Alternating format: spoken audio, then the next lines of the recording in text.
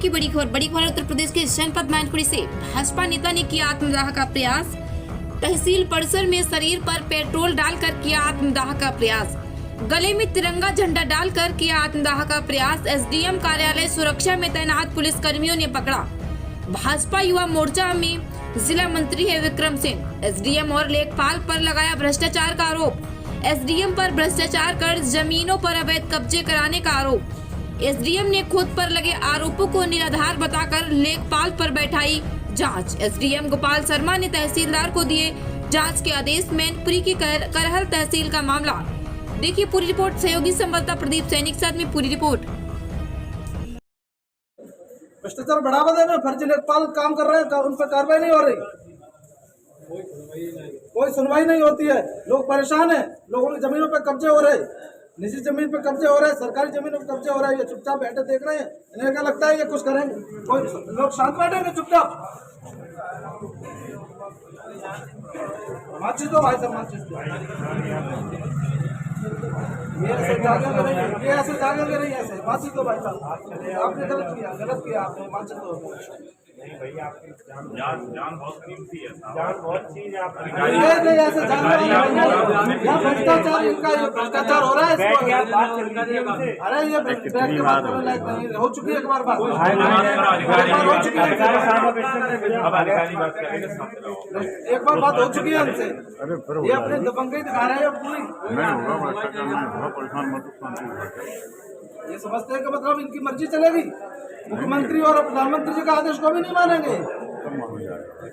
मुख्यमंत्री का आदेश को भी इनने धुआं में उड़ा दिया। अरे मुख्यमंत्री ने आदेश किया है, यहाँ पे जमीन पे कब्जा, मुख्यमंत्री यहाँ से लेकर आ रहे, दो तीन बार कार्रवाई नहीं कर रहे। प्रधानमंत्री जी को एप्लीकेशन दी गई, प्रधानमंत्री जी को यहाँ पे एप्लीकेशन दी गई है, यहाँ पे फर्जी लेखपाल सारे सबूत दिए गए, लेकिन कार्रवाई नहीं कर रहे। जमीनों पे कब्जे हो रहे, कार्रवाई नहीं कर रहे।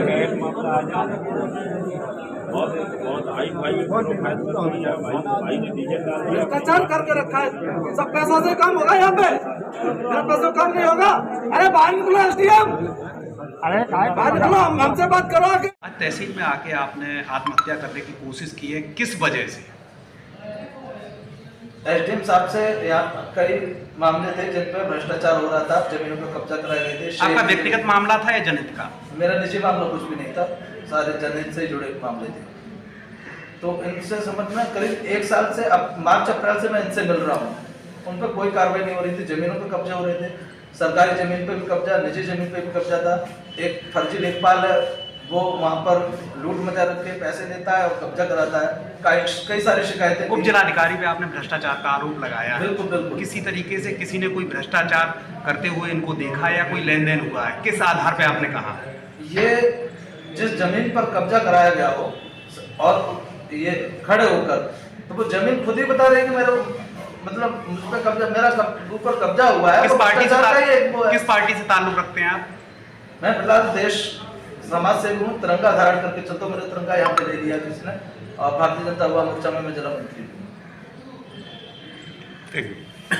इसमें बरनाहल की एक शिकायतकर्ता हैं, तो उनके द्वारा कुछ प्रार्थना पत्र दिए गए थे।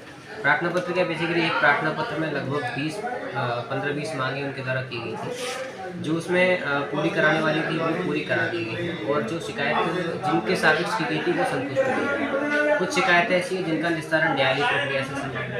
इसके बारे में जिन्हें पूर्व में भी अवगत कराया जा चुका था कि आप न्यायालय का सहारा नहीं करते, कार्रवाई करते। उदाहरण के तौर पे यदि किसी व्यक्ति की निजी जमीन पर कोई कब्जा है, तो रेवेन्यू कोर्ट में धारा 134 में प्रावधान है कि वो उसमें जाकर करे और तब कार्रवाई कराए। किसी की निजी जमीन की अगर पैमाइश है और यदि वो विवादित है, उस केस में धारा 24 के अंतर्गत जो न्यायालयिक प्रक्रिया से उसका निस्तारण होना है, तो समयबद्ध निस्तारण कर रहे हैं। मैं अभी भी यहाँ भी कोर्ट कर रहा था, लेकिन इनके द्वारा अपशब्द और बाकी सब चीज़ों का भी यूज़ किया गया। एसडीएम बाहर निकले, इस तरीके से धमकी भरे अंदाज में कहा गया। फाइनली इनको बुलाया गया, बुला के इनसे बातचीत की और मामले को समझा बुझा करके शांत करा दिया गया। और जो व्यक्ति ने इस तरीके का कृत्य करने का प्रयास किया उनसे भी वो भी संतुष्ट है। आगे से ऐसी कोई भी कार्रवाई सर तहसील कार्रवाई को लेकर आप क्या कहेंगे?